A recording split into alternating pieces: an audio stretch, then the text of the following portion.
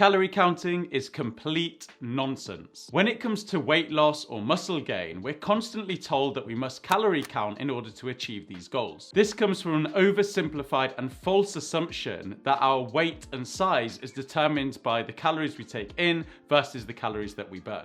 Well, guess what? Calorie counting does not work for weight loss, and it is not a healthy way of managing your diet. Most of my patients, friends, and family believe that to keep a healthy weight, they only have to eat less calories than they burn during exercise. It's no wonder then that so many of them are left disappointed when they don't get the results that they want. If you're new here, my name's Mahin, and I'm an advanced physiotherapist. On this channel, we explore lifestyle strategies and tools to help people manage pain and create healthier and happier lives. In this video, I'll let you know why calorie counting does not work for weight loss. Stick around till the end of this video when I'll let you know a simple question you can ask yourself when faced with a food to know whether it will take you closer to or further away from your weight goal. So it's true that strict calorie counting for a few weeks can lead to weight loss, but even if this is successful, your body will make you hungrier and hungrier every week you restrict your calories in this way. In fact, there's no long-term study showing that calorie counting is an effective way to lose and maintain weight loss past the initial few weeks. This is due to you depriving your body of the energy it needs, which results in your metabolism slowing right down, meaning that you are not even using those reduced calories. The longer-term result of this is that people just return to their baseline level of calorie consumption or even above it as a sort of rebound due to the calorie restriction. And calorie counting is part of this restriction, but it's actually really difficult to accurately calorie count as the numbers on packets are not even that reliable, and the calories that we even see on the menu in restaurants are plus or minus around 30% of their true value. So it's really difficult to accurately count the number of calories that's going into your body, and it's even more difficult to calculate the number of calories going out during exercise, for example, as this is really based on lots of individual factors such as weight, age, metabolic health, all things that your smart device is just not smart enough to take into account. The whole male should consume 2,500 calories and females 2,000 calories a day is just an average and not a one-size-fits-all approach.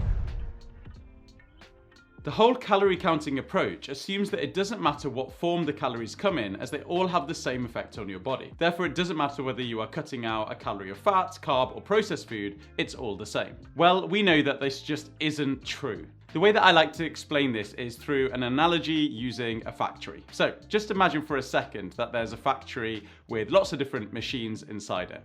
Now the rotor coordinator at the factory has got things really wrong, okay? And they've only employed one type of worker to turn up to the factory that day. So there's a big queue outside the factory gates waiting for the factory to open.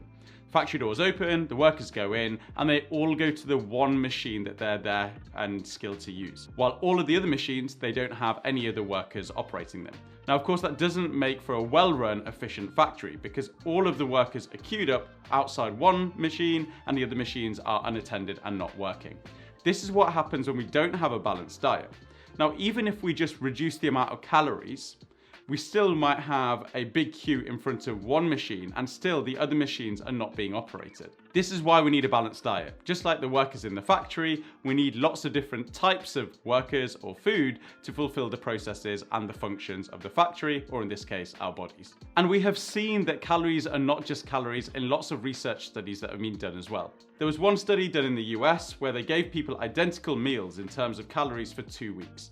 One group had a home-cooked meal and the second group had ultra-processed food, both with the same amount of calories and macros. The group who consumed the ultra-processed food actually overate by 200 calories every single day on average because they kept coming back for more food. So the same calories but completely different effects on the body. The chemicals and sugars in the ultra-processed foods keep people craving more of that food, leaving them hungrier and consequently consuming more calories. And even when we're consuming the same food but in different forms, for example whole almonds versus ground almonds, there's a change in the available calories. In this example, with whole almonds having 30% less available calories than the ground almonds. So calorie counting is very unreliable. It's there because the food industry wants you to focus on the calories, the fat content and sugar, rather than the quality of the food that you are consuming. It's something that keeps them profitable and keeps them adding synthetic chemicals to their products, such as artificial sweeteners, the glues that stick the food together, the emulsifiers, whilst depleting our gut and overall health. So for your own sake, please stop focusing on calories and focus on the quality of food you're consuming instead and what it does to your body. Always choose real whole foods over processed foods where possible.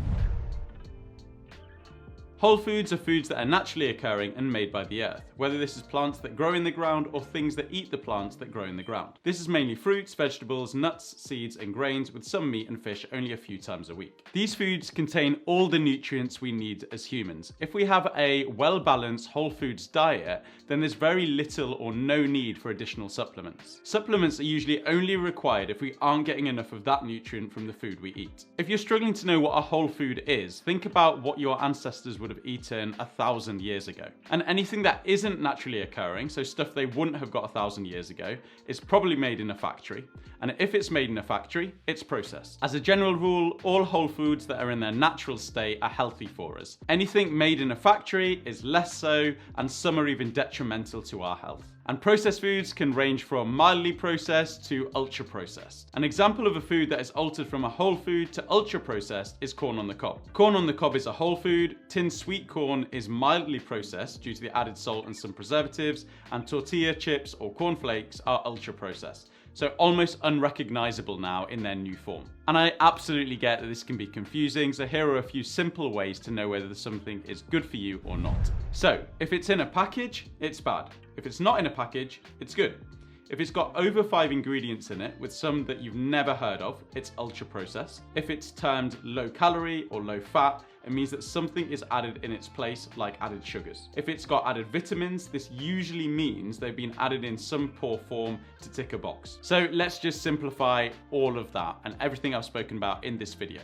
A simple question to ask yourself to know whether a food is good for you or not is this: was it made in a factory or was it made by the earth? If it's made by the earth, it's likely to be healthy for you. If it's made in a factory, it's likely to be processed and therefore less healthy or not healthy for you. It's so important that we recognize the difference between whole foods and processed foods, as the lines between both of these will continue to blur as the food industry power grows, to the scary point that one day we may no longer recognize the difference. If you found this video helpful and would like some personalized support with your diet to ensure that what you're consuming is giving you the nutrients you need to move towards your goals, whether that is weight loss or improved energy levels, then you can book a one-to-one online consultation with me by following the link that's in the description to this video. And I'm currently throwing in a discounted rate for the first few people who book with me, so if it sounds like it's your thing, then be quick and get onto that. Otherwise, for more Physiotherapist Explained videos just like this one, check out this playlist, which has videos on why cardio is a waste of time for weight loss and why as a population we're living longer but getting sicker.